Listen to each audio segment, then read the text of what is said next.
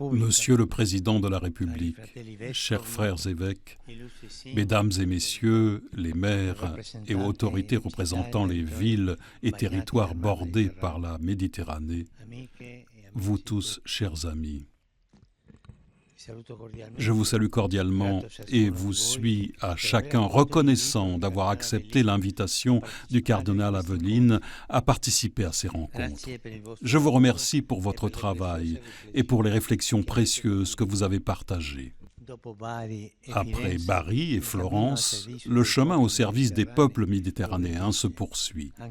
Les responsables ecclésiastiques et civils sont encore ici réunis, non pas pour traiter d'intérêts mutuels, mais animés par le désir de s'occuper de l'homme.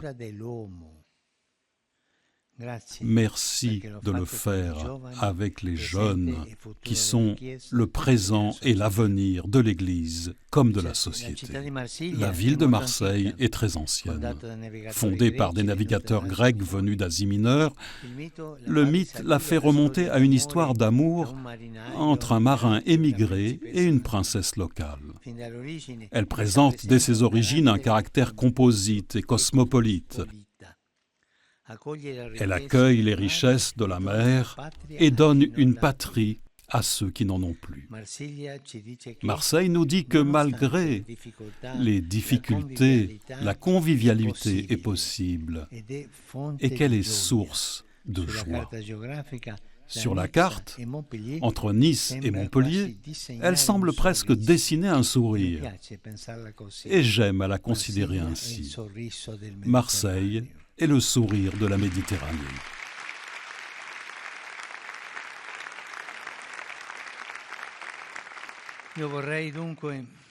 Je voudrais donc vous proposer quelques réflexions autour de trois réalités qui caractérisent Marseille: la mer, le port et le phare.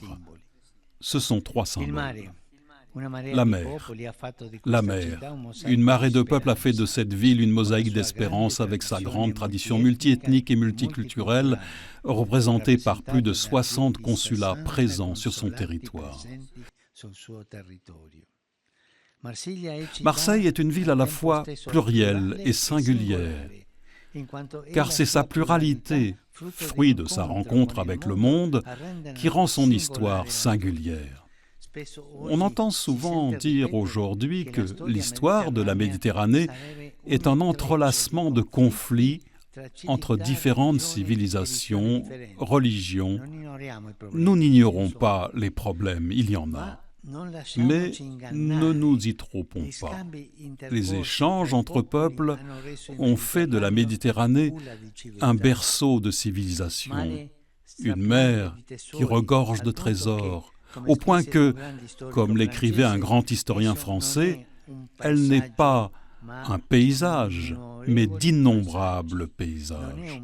Ce n'est pas une mer, mais une succession de mers. Depuis des millénaires, tout s'y est engouffré, compliquant et enrichissant son histoire.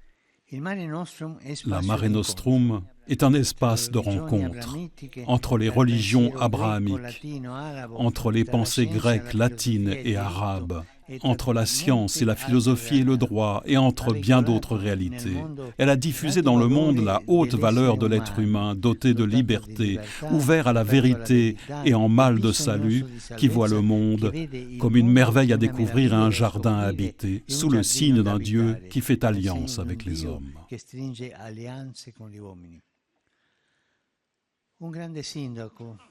Un grand maire voyait dans la Méditerranée non pas une question conflictuelle, mais une réponse de paix. Mieux encore, le commencement et le fondement de la paix entre toutes les nations du monde. Il disait en effet, la réponse est possible si l'on considère la vocation historique commune et pour ainsi dire permanente que la Providence a assignée dans le passé, assigne dans le présent et, en un certain sens, assignera dans l'avenir aux peuples et aux nations qui vivent sur les rives de ce mystérieux lac de Tibériade élargi qu'est la Méditerranée.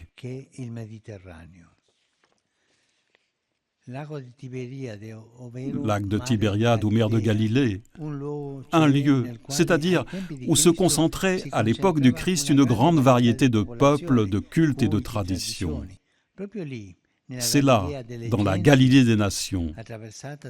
C'est là, dans la Galilée des nations, traversée par la route de la mer, que se déroula la plus grande partie de la vie publique de Jésus. Un contexte multiforme et à bien des égards instable fut le lieu de la proclamation universelle des béatitudes au nom d'un Dieu Père de tous qui fait lever son soleil sur les méchants et sur les bons et fait tomber la pluie sur les justes et sur les injustes. C'est aussi une invitation à élargir les frontières du cœur en dépassant les barrières ethniques et culturelles. Voici donc la réponse qui vient de la Méditerranée. Cette mer pérenne de Galilée invite à opposer la convivialité des différences à la division des conflits. La Mare Nostrum, au carrefour du nord et du sud, de l'est et de l'ouest, concentre les défis d'un monde entier, comme en témoignent ces 5 rives sur lesquelles vous avez réfléchi: l'Afrique du Nord, le Proche-Orient, la mer Noire Égée, les Balkans et l'Europe latine. Elle est à l'avant-poste de défis qui concernent tout le monde. Nous pensons aux défis climatiques, la Méditerranée représentant un hotspot où les changements se font sentir plus rapidement. Comme il est important de sauvegarder le maquis méditerranéen, écrin unique de biodiversité. Bref, cette mer, environnement qui offre une approche unique de la complexité, est un miroir du monde et elle porte en elle une vocation mondiale à la fraternité. Vocation unique et unique voie pour prévenir et surmonter les conflits. Frères et sœurs, sur la mer actuelle des conflits, nous sommes ici pour valoriser la contribution de la Méditerranée, afin qu'elle redevienne un laboratoire de paix. Car telle est sa vocation, être un lieu où des pays et des réalités différentes se rencontrent sur la base de l'humanité que nous partageons tous, et non d'idéologies qui opposent. Oui, la Méditerranée exprime une pensée qui n'est pas uniforme ni idéologique, mais polyédrique et adhérente à la réalité. Une pensée vitale, ouverte et conciliante, une pensée communautaire, c'est le mot. Comme nous avons besoin de cela dans les circonstances actuelles où des nationalismes archaïques et belliqueux veulent faire disparaître le rêve de la communauté des nations. Mais rappelons-le, avec les armes, on fait la guerre, pas la paix.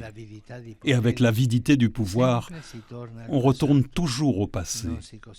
On ne construit pas l'avenir. Par où commencer alors pour enraciner la paix? Sur les rives de la mer de Galilée, Jésus commença par donner de l'espérance aux pauvres, en les proclamant bienheureux. Il écouta leurs besoins, il soigna leurs blessures, il leur annonça avant tout la bonne nouvelle du royaume.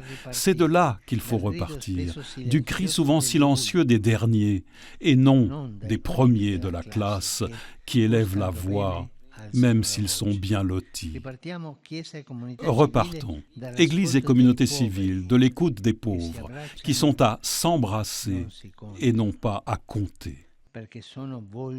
Car ils sont des visages et non des numéros.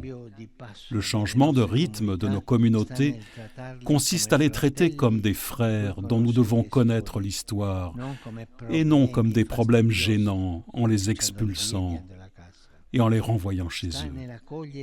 Il consiste à les accueillir et non les cacher, à les intégrer et non s'en débarrasser, à leur donner de la dignité. Et Marseille, je veux le répéter, est la capitale de l'intégration des peuples. C'est votre fierté.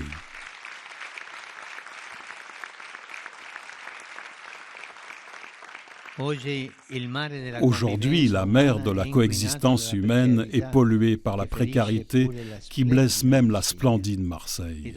Et là où il y a précarité, il y a criminalité. Là où il y a pauvreté matérielle, éducative, professionnelle, culturelle, religieuse, le terrain des mafias et des trafics illicites est déblayé. L'engagement des seules institutions ne suffit pas. Il faut un sursaut de conscience pour dire non à l'illégalité et oui à la solidarité, ce qui n'est pas une goutte d'eau dans la mer, mais l'élément indispensable pour en purifier les eaux. En effet, le véritable mal social n'est pas tant l'augmentation des problèmes que le déclin de la prise en charge. Qui aujourd'hui est proche des jeunes livrés à eux-mêmes, proie facile de la délinquance et de la prostitution? Qui les prend en charge? Qui est proche des personnes asservies par un travail qui devrait les rendre plus libres? Qui s'occupe des familles effrayées? Qui s'occupe des familles qui ont peur de l'avenir et de mettre au monde de nouvelles créatures? Qui écoute les gémissements des personnes âgées, isolées, qui, au lieu d'être valorisées, sont parquées dans la perspective faussement digne d'une mort douce, en réalité plus salée que les eaux de la mer? Qui pense aux enfants à naître, rejetés au nom d'un faux droit au progrès, qui est au contraire une régression de l'individu? Aujourd'hui, nous avons le drame de confondre les enfants avec les petits chiens. Mon secrétaire me disait qu'en passant sur la place Saint-Pierre, il avait vu des femmes qui portaient des enfants dans des poussettes. Mais ce n'étaient pas des enfants, c'étaient des petits chiens. Cette confusion nous dit quelque chose de mauvais. Qui regarde avec compassion au-delà de ses frontières pour entendre les cris de douleur qui montent d'Afrique du Nord et du Moyen-Orient? Combien de personnes vivent plongées dans les violences et souffrent de situations d'injustice et de persécution? Et je pense à tant de chrétiens, souvent contraints de quitter leur terre ou d'y vivre sans que leurs droits soient reconnus, sans qu'ils jouissent d'une citoyenneté à part entière. S'il vous plaît, engageons-nous pour que ceux qui font partie de la société puissent en devenir les citoyens de plein droit. Et puis, il y a un cri de douleur qui résonne plus que tout autre et qui transforme la Mare Nostrum en Mare Mortuum. La Méditerranée, berceau de la civilisation, en tombeau de la dignité. C'est le cri étouffé des frères et sœurs migrants auxquels je voudrais consacrer mon attention en réfléchissant sur la deuxième image que nous offre Marseille, celle de son port. Le port de Marseille est depuis des siècles une porte grande ouverte sur la mer, sur la France et sur l'Europe. C'est ici que beaucoup sont partis chercher du travail et un avenir à l'étranger. C'est d'ici que beaucoup ont franchi la porte du continent avec des bagages chargés d'espérance. Marseille a un grand port. Et elle est une grande porte qui ne peut être fermée. Plusieurs ports méditerranéens, en revanche, se sont fermés. Et deux mots ont résonné, alimentant la peur des gens, invasion et urgence. Et on ferme les ports. Mais ceux qui risquent leur vie en mer n'envahissent pas. Ils cherchent hospitalité, ils cherchent la vie. Quant à l'urgence, le phénomène migratoire n'est pas tant une urgence momentanée, toujours bonne à susciter une propagande alarmiste, mais un fait de notre temps. Un processus qui concerne 3 continents autour de la Méditerranée et qui doit être géré par une sage prévoyance avec une responsabilité européenne capable de faire face aux difficultés objectives. Je regarde ici, sur cette carte, les ports privilégiés pour les migrants. Chypre, la Grèce, Malte, l'Italie et l'Espagne. Ils font face à la Méditerranée et accueillent les migrants. La Mare Nostrum crie justice, avec ses rivages où, d'un côté, règne l'opulence, le consumérisme et le gaspillage, et de l'autre, la pauvreté et la précarité. Là encore, la Méditerranée est un reflet du monde. Le Sud qui se tourne vers le Nord, avec beaucoup de pays en développement, en proie à l'instabilité, au régime, aux guerres et à la désertification, qui regardent les plus aisés, dans un monde globalisé où nous sommes tous connectés, mais où les fossés n'ont jamais été aussi profonds. Pourtant, cette situation n'est pas nouvelle de ces dernières années. Et ce n'est pas ce pape venu de l'autre bout du monde à avoir le premier à l'alerter avec urgence et préoccupation. Cela fait plus de 50 ans que l'Église en parle de manière pressante.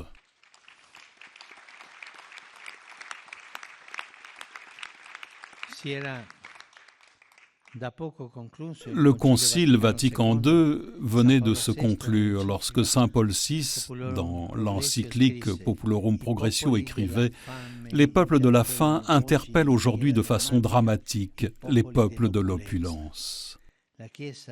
L'Église tressaille devant ce cri d'angoisse et appelle chacun à répondre avec amour à l'appel de son frère. Le pape Montini énuméra 3 devoirs des nations les plus développées, enracinés dans la fraternité humaine et surnaturelle. Devoir de solidarité, c'est-à-dire l'aide que les nations riches doivent apporter aux pays en voie de développement. Devoir de justice sociale, c'est-à-dire le redressement des relations commerciales défectueuses entre peuples forts et peuples faibles. Devoir de charité universelle, c'est-à-dire la promotion d'un monde plus humain pour tous, où tous auront à donner et à recevoir sans que le progrès des uns soit un obstacle au développement des autres. À la lumière de l'Évangile et de ses considérations, Paul VI, en 1967, soulignait le devoir de l'accueil, sur lequel il écrivait « Nous ne saurions trop insister ». Pie XII avait encouragé à cela 15 années auparavant en écrivant que la famille de Nazareth en exil, Jésus, Marie et Joseph émigrés en Égypte, sont le modèle, l'exemple et le soutien de tous les émigrés et pèlerins de tous les temps et de tous les pays, de tous les réfugiés, de toutes conditions, qui, poussés par la persécution ou par le besoin, se voient contraints d'abandonner leur patrie, les personnes qui leur sont chères et se rendent en terre étrangère. Certes, les difficultés d'accueil sont sous les yeux de tous. Les migrants doivent être accueillis, protégés ou accompagnés, promus et intégrés. Dans le cas contraire, le migrant se retrouve dans l'orbite de la société. Accueilli, accompagné, promu et intégré, tel est le style.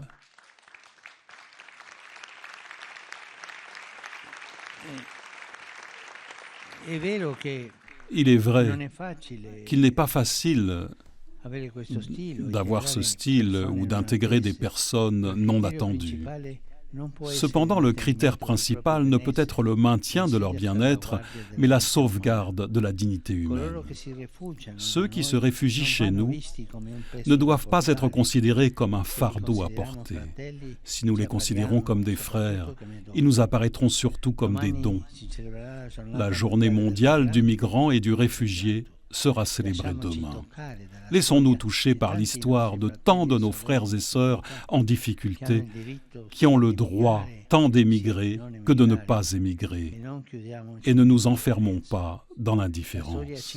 L'histoire nous interpelle à un sursaut de conscience pour prévenir le naufrage de civilisation.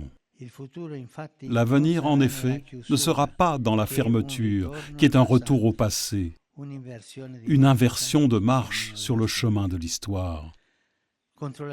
Contre le terrible fléau de l'exploitation des êtres humains, la solution n'est pas de rejeter, mais d'assurer, selon les possibilités de chacun, un grand nombre d'entrées légales et régulières, durables, grâce à un accueil équitable de la part du continent européen, dans le cadre d'une collaboration avec les pays d'origine. Dire assez, c'est au contraire fermer les yeux. Tenter maintenant de se sauver se transformera demain en tragédie. Alors que les générations futures nous remercieront pour avoir su créer les conditions d'une intégration indispensable, elles nous accuseront pour n'avoir favorisé que des assimilations stériles. L'intégration même des migrants est difficile, mais clairvoyante. Elle prépare l'avenir qui, qu'on le veuille ou non, se fera ensemble ou ne se fera pas.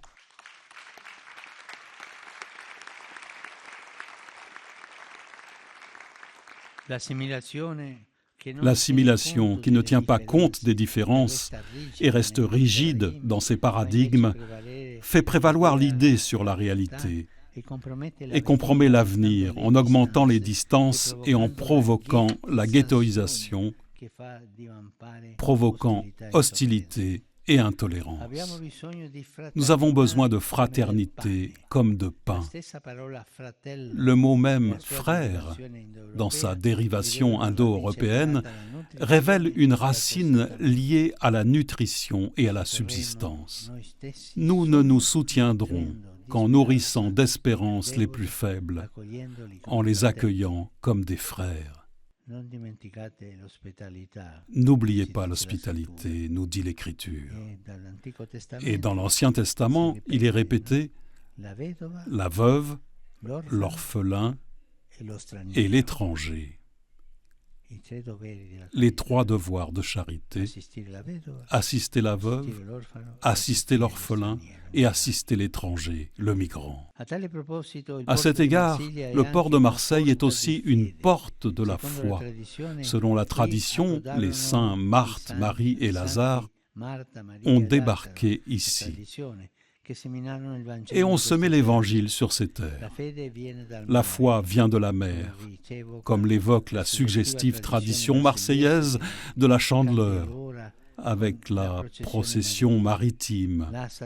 Lazare, dans l'Évangile, est l'ami de Jésus, mais c'est aussi le nom du protagoniste d'une parabole très actuelle qui ouvre les yeux sur l'inégalité qui ronge la fraternité et nous parle de la prédilection du Seigneur pour les pauvres.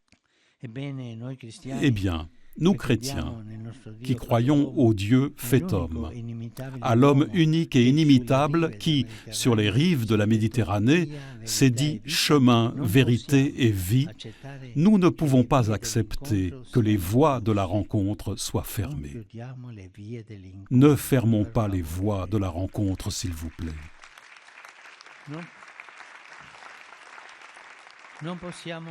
Nous ne pouvons accepter que la vérité du Dieu argent l'emporte sur la dignité de l'homme, que la vie se transforme en mort. L'Église, en confessant que Dieu, en Jésus-Christ, est en quelque sorte uni à tout homme, croit, avec Saint Jean-Paul II, que son chemin est l'homme. Elle adore Dieu et sert les plus fragiles. Elle adore Dieu et sert les plus fragiles qui sont ses trésors. Adorer Dieu et servir le prochain, voilà ce qui compte. Non pas la pertinence sociale ou l'importance numérique, mais la fidélité au Seigneur et à l'homme. Voilà le témoignage chrétien. Et bien souvent, il est héroïque. Je pense par exemple à Saint Charles de Foucauld, le frère universel, au martyr de l'Algérie, mais aussi à tant d'artisans de la charité d'aujourd'hui.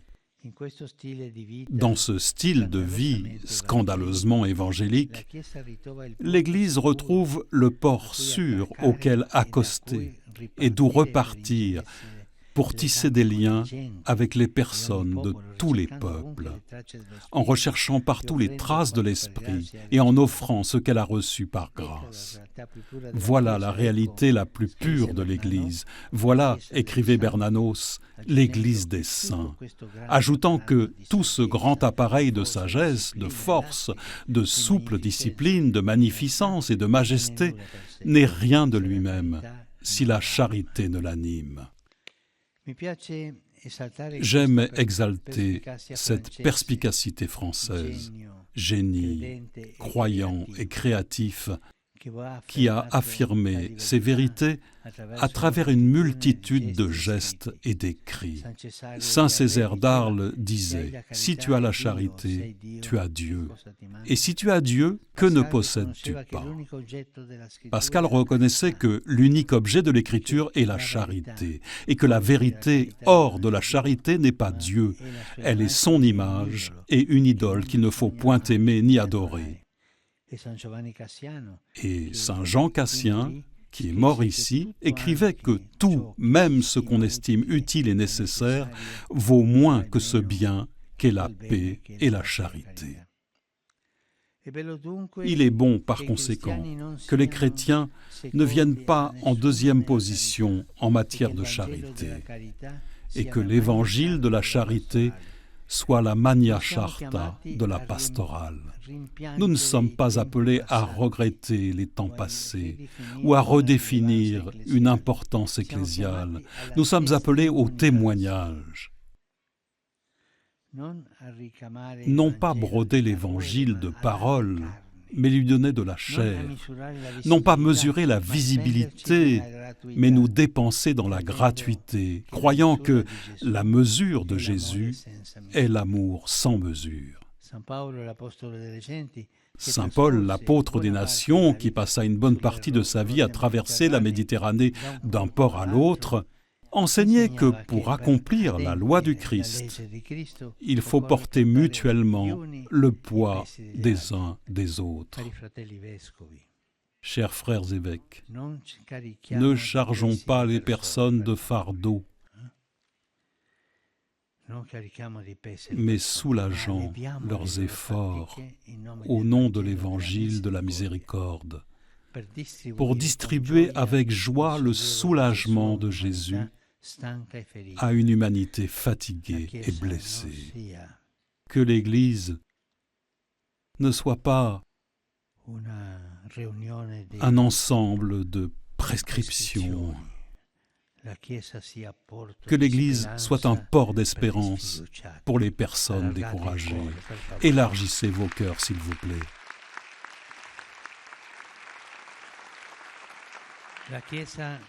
Que l'Église soit un port de ravitaillement où les personnes se sentent encouragées à prendre le large dans la vie avec la force incomparable de la joie du Christ. Que l'Église ne soit pas une douane.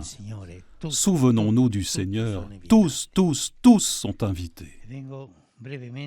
Et j'en viens brièvement ainsi à la dernière image, celle du phare. Il illumine la mer. Il illumine la mer et fait voir le port.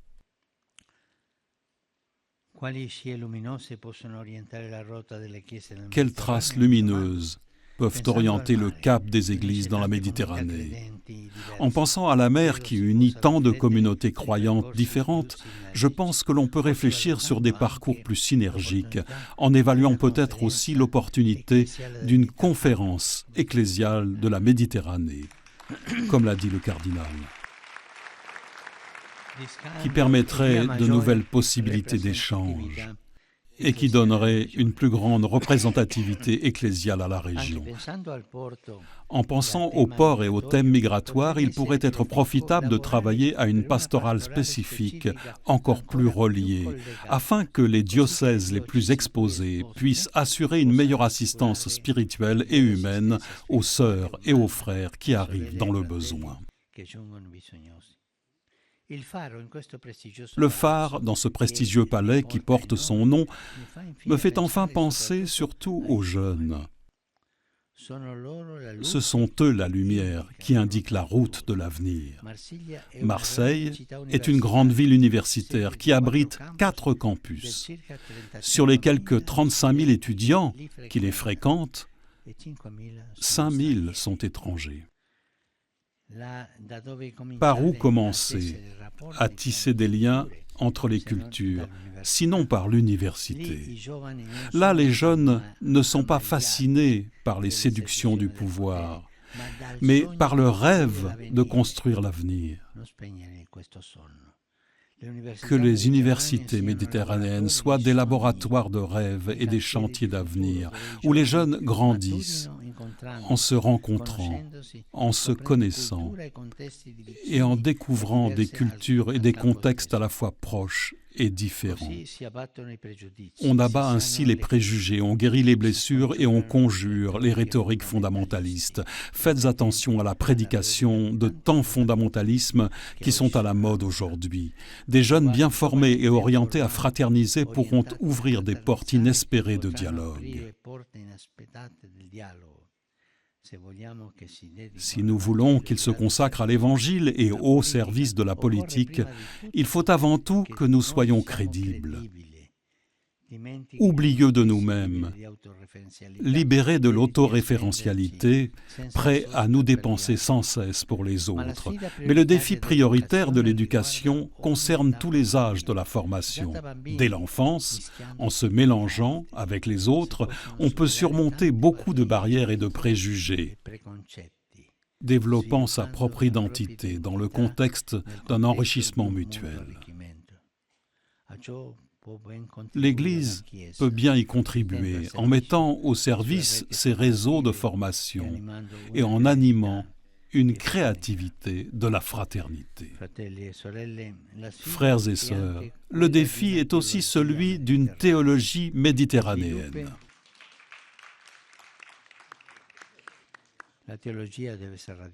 La théologie doit être enracinée dans la vie. Une théologie de laboratoire ne fonctionne pas.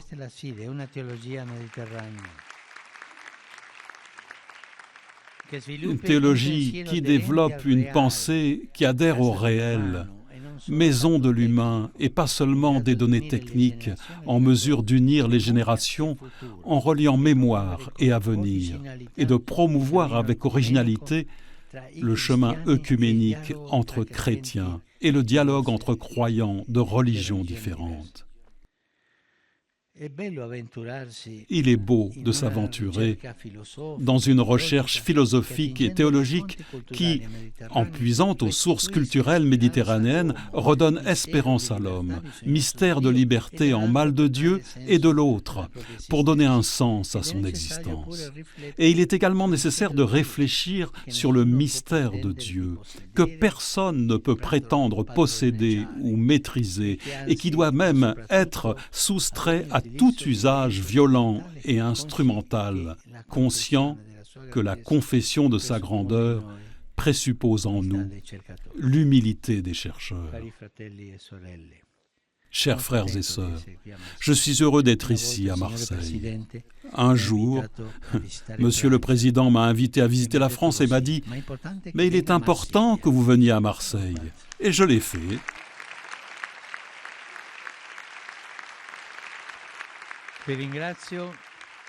Je vous remercie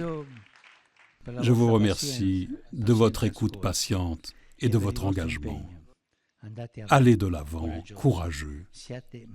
Soyez une mère de bien pour faire face aux pauvretés d'aujourd'hui avec une synergie solidaire. Soyez un port accueillant pour embrasser ceux qui cherchent un avenir meilleur. Soyez un phare de paix pour anéantir, à travers la culture de la rencontre, les abîmes ténébreux de la violence et de la guerre. Merci beaucoup.